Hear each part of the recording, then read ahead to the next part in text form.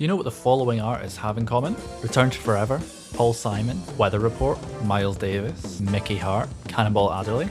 They all have the same drummer and percussionist on some of their most influential work, the one and only Airto Moreira. Today we're going to be looking at the life, the musicality and the legacy of this incredible artist who's one of my favourite artists of all time and one of the biggest influences on me and my music.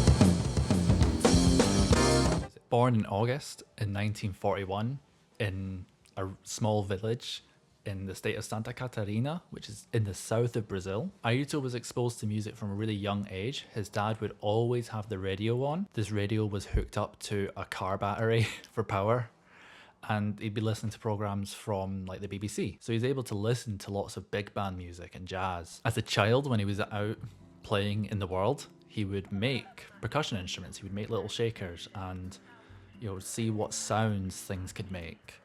And this didn't go unnoticed. A local neighbour who was an accordion player noticed this and asked if Airto wanted to jam with him one day. They jammed and it went well. And then, we played together for maybe 15 minutes or, a little more. And then he said, you could be a musician. And I said, oh, there was, to me it was like, oh, wow, I could be a musician, wow. This neighbour then went to Airto's parents and was like, hey, this kid can play, he could be a musician one day, can I take him on some gigs? And his parents eventually said yes. So Airto started playing these gigs, which were effectively like weddings and parties that were being held on the ranches and farms of these wealthy people, mostly who'd come from Europe to escape the war. Airto and this accordion player would commute on horseback for up to 6 hours to go to these gigs. And we think that nowadays we've got a lot of hassle commuting for gigs. I feel that way when I'm driving an hour for a gig, never mind 6 hours on a horse, can't imagine it. Once they arrived at the ranch, they would rest a little bit and then play, starting usually about 8 p.m. and sometimes going until 4 or 5 in the morning. So this is a proper 8-hour shift of playing. And Airto would just have whatever percussion instruments he'd made in his bag with him, usually up to 4 instruments. A year later, he would get his first proper gig at the age of like 13 or 14. This was at a carnival party and it was sort of by accident. Him and his family were going to this party, which was being held at like the local football club. They weren't going to let him in because he was a minor. And finally they said, okay, he can come in, but he has to stay on the stage with the musicians.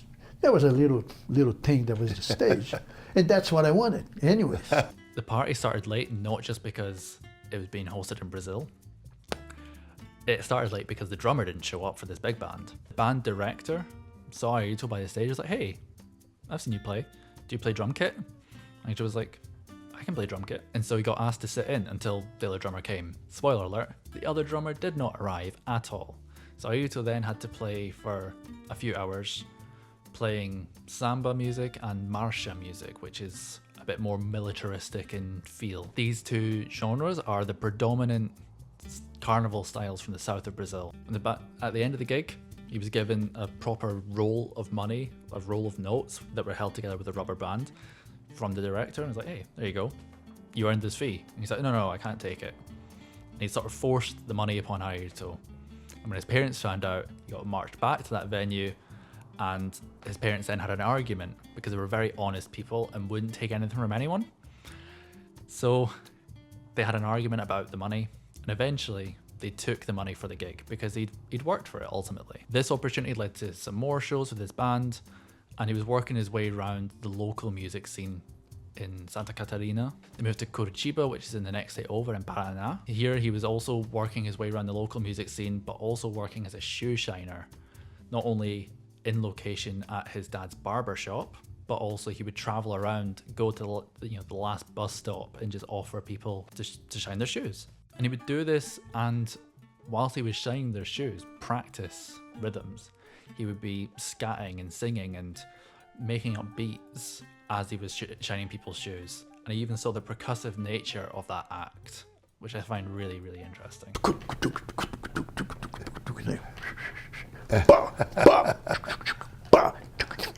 Hi, if you're new here, my name is Jordan. I'm a percussionist and educator based in Glasgow, Scotland. I specialise in Brazilian music. If you're enjoying this video and want to have more of it, please consider subscribing to the channel. It really helps out small channels like mine. If you're interested in more resources, I've got lots of lessons here on the channel and some other resources available on my website. At the age of 23, he then moved to Sao Paulo, which is the biggest city in all of South America, the economic hub of all of South America, but also the finance and cultural center of Brazil. This is really difficult to adjust because obviously you're an individual without a reputation or a name in the area, and then you move to this huge city where there's so much competition. They had to really hustle to get gigs. He would hang out at what was called Pontos dos Músicos, which were these organized networking events where musicians would go and bands who needed musicians would go and exchange gigs and find people to join the bands. As I mentioned, this was really difficult in a new city, and at the time he wasn't shoe shining anymore, so he needed gigs to survive. He was really living paycheck to paycheck. There were nights where he would sleep in public squares next to the homeless people that were there, and then the next day he would get a gig, and that meant that he could stay somewhere for the night. Or if he was sleeping rough, then it was a case of, oh, I'll use the money from this gig to eat today properly. Definitely not enviable circumstances. Eventually, he met legendary musicians Caetano Veloso and Gilberto Gil. Through playing live with them, as their career was starting, he met other musicians and started to find his feet. Ended up in a touring band that would travel around and play small villages all across Brazil. That allowed him to take in more of Brazil's rich musical culture. After about a year in this band, he then went on to form two of the most influential samba jazz, bossa nova-esque groups, even to this day. Samba Lanço Trio and Quarteto Novo. These are absolute musts if you want to understand bossa nova, samba jazz, and like the Venn diagram between jazz music and Brazilian folk music like samba. In 1967, he moved to the United States. However, this wasn't primarily for musical opportunities, albeit they were there. I mean, he was friends with Sergio Mendes. In 1967, Sergio Mendes was one of the artists. However, it was to be reunited with the love of his life, Flora Purim, who in her own right is an incredible singer, percussionist, and musician in general. She was already in the States for work as a singer. Around the same kind of time, he fell in love with the music of Miles Davis, and that helped influence his decision to go to the States because he wanted to play music like Miles. So he moved to the States without speaking any English and having never played sort of more traditional jazz before. That in of itself is a huge obstacle. However, he was lucky enough to find a mentor in Cannonball Adderly, who is someone who I think is like underappreciated in jazz at the moment. A lot of people aren't talking about him as much as some of these other jazz legends. This was a really important time. Cannonball took him on even though he didn't speak English, took him on even though he didn't have a lot of jazz experience specifically. And this bond was so intimate and strong that Cannonball Adderly helped Airto and Flora continue to stay in the United States by supporting their visa process. When he wasn't gigging with Cannonball Adderly, he was learning English in his spare time by watching Sesame Street. Hey! Apple! Oh, yeah, apple!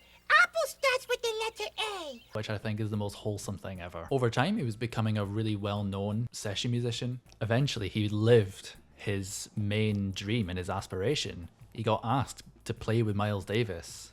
Not only did he play with Miles Davis, playing with Miles Davis on Bitches Brew, which is one of the most influential jazz fusion records of all time. That elevated his career by being seen playing with Miles and playing with that crew of people. He then went on to be a founding member of Return to Forever with Chick Corea and play on not only Return to Forever but also Light as a Feather with Chick Corea. He played on Weather Report's debut album, played with Herbie Hancock, and his credits are very, very long. Musically, Airto plays drum kit and percussion and identifies somewhere in the middle of the two. Really interesting hybrid setup. There's a VHS special that's like multiple hours of him going through his setup. Whilst his accolades with other artists is also really impressive, the music that he wrote and performed himself is also incredible and really influential in ways that a lot of people don't even know.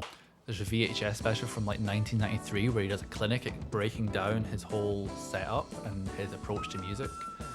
He has a drum kit set up on his left hand side and then a percussion table on his right, so it means that he can seamlessly swap between these two sounds. Also, something that's underrated about him is his vocals. He's an incredible singer. He comes from a quite similar school of thought from Hermeto Pascoal, who's an incredible Brazilian jazz artist. They played together in Samba Lança Trio. They take lots of influences from nature and the natural world.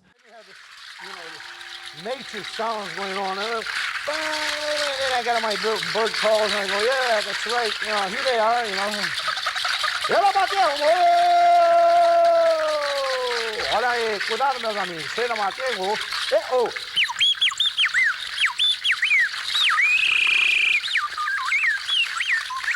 Epa, sugar my dega. Opa, olha aí. Tem mana olha aí. Whoa.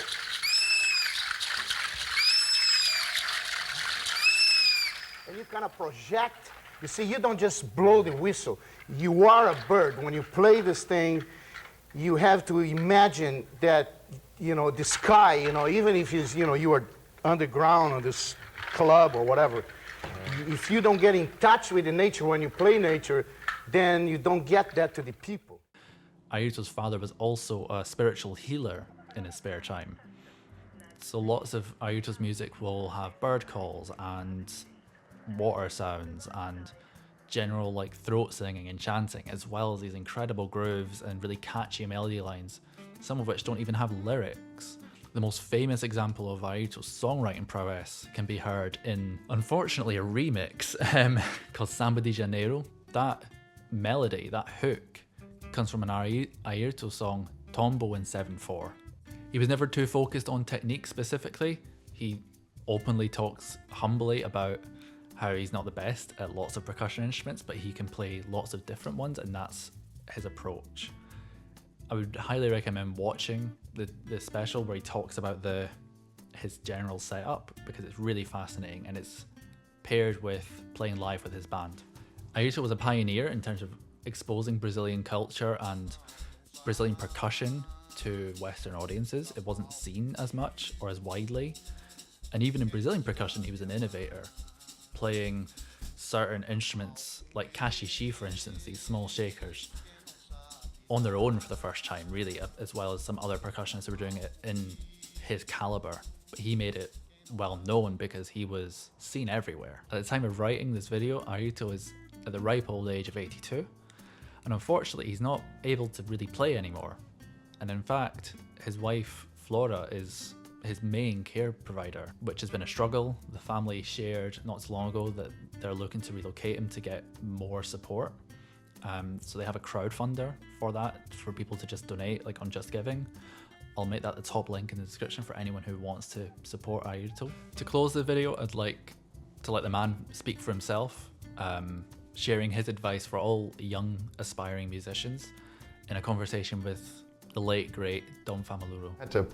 If you had to think about, young kids watching this and they're inspired to play music, what would you say to them in closing that would give them an understanding of music through your eyes?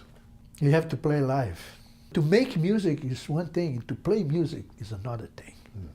You can't get this energy any different way than playing. We don't play by ourselves. We don't listen to something and go beep, beep, beep, beep, beep, ba, which is fine with me. I used to be really against this years ago, but then I learned that this is creativity also. Yeah. And this is now. I'm 75 years old. I realized this also. If you guys can play something, just play some shaker, whatever, and try to play with somebody else. Just, jam a little bit. You don't have to be a great musician. Yeah. It's just, it's very easy, really. Even though you don't think so, but it is, It's very easy, man. This is playing.